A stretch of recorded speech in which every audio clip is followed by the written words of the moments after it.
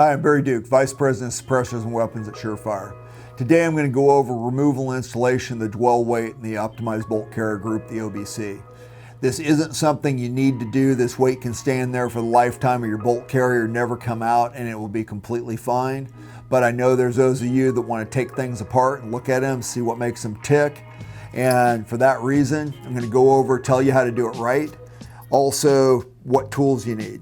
This is the install and removal punches. They're available from SureFire.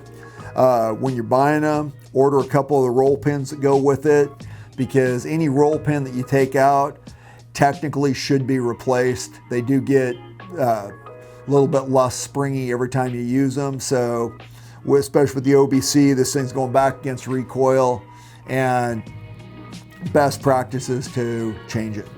So you'll see on the back of the dwell weight, there's a little hole.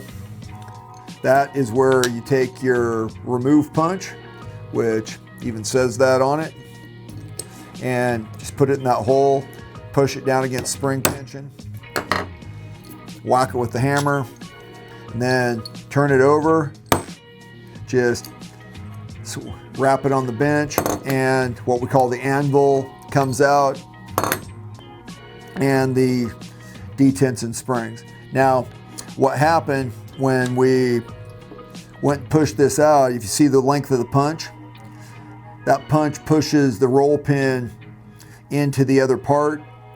So the roll pin's now trapped in the inside plunger. So if I pull these plungers out, take the one that was on the inside, so you see, like, this punch fits all the way through one, and it's got a little roll pin trapped in the other. We can just use the anvil. If you have a bench block